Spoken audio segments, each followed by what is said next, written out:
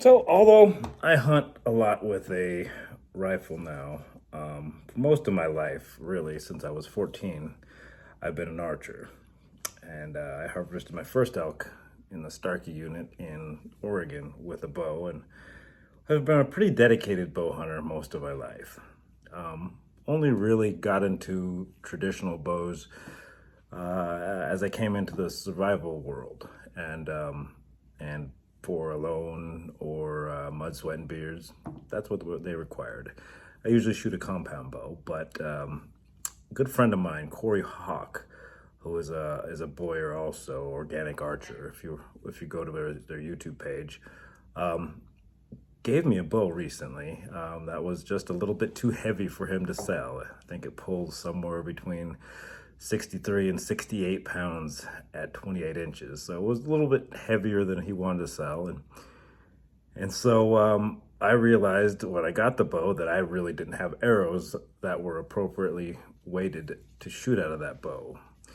And I've wanted to try Grizzlystik arrows and broadheads for a long time, and it only made sense with me needing a heavy bow and arrow, and I went pretty extreme. I went with their 950 set, and so the approximate arrow weight is going to be 950 grains, shooting a single bezeled broadhead. Well, I opted to go with their Alaskan 315 grain head, and with the set, you get the arrows, and I ordered the 170 spine arrows, which is the heaviest ones that they offer. And in fact, they will only work correctly with their forged heads because of the size of the inserts there. So the forged broadhead, 315 grain, single beveled.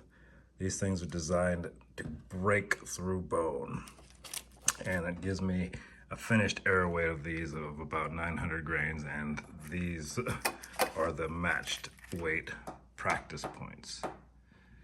So finally got these, and I can finally string up the bow I got from Corey.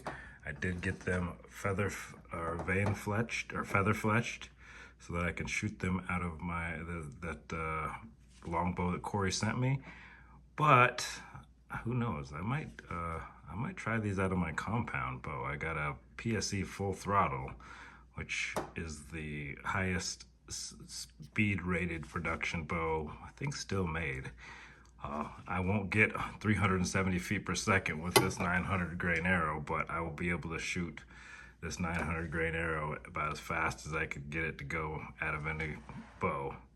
And I mean, the penetration on these things is amazing. Like Cape Buffalo, elk, like people are shooting through elk and that front sternum shot all the way through the animals and putting them down right where they sit. These arrows, you don't have to shoot around the shoulder.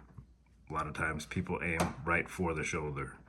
You watch some of the videos on them, they test these heads and arrow combinations by shooting them through moose femurs, and they're going right through and getting deadly penetration still. Out of that full throttle, shooting them at that speed, they could be pretty deadly. Oh, wonder how they fly though. This is the longbow that Corey sent me. I got it strung up for the first time. It's a self bow, made out of hackleberry and modeled off of a ancient bow. Well, first time I get to shoot it. I also got this shooting tab from my friend Tom Ryle at Pacific Northwest Bow Hunting. So I'll try that out together with the new bow today. With this, all right, first shots with this new bow, new arrow combination, close range, as we get used to it, because I don't know how this thing shoots yet, or how I shoot with it. Oh, it's a beast. Oh, we hit target. Well, that bow's gonna take some getting used to. I'm gonna have to shoot it a few times to figure out how to aim with it, but I wanted to try shooting this 950 grain arrow with my compound and see what it did. Oh, here we go.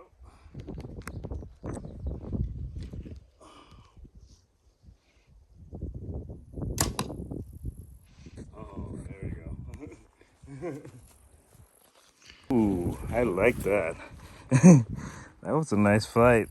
Great penetration. I think I'm gonna need an arrow puller to get that out. I'm gonna do a penetration comparison. My normal arrows are Easton full metal jackets, weighing about 480 grains.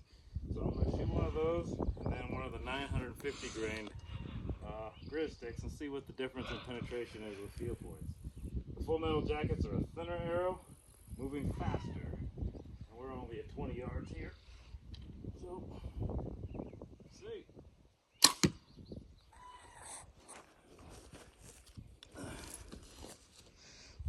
That was the full metal jacket. And here's the Grizzlysticks.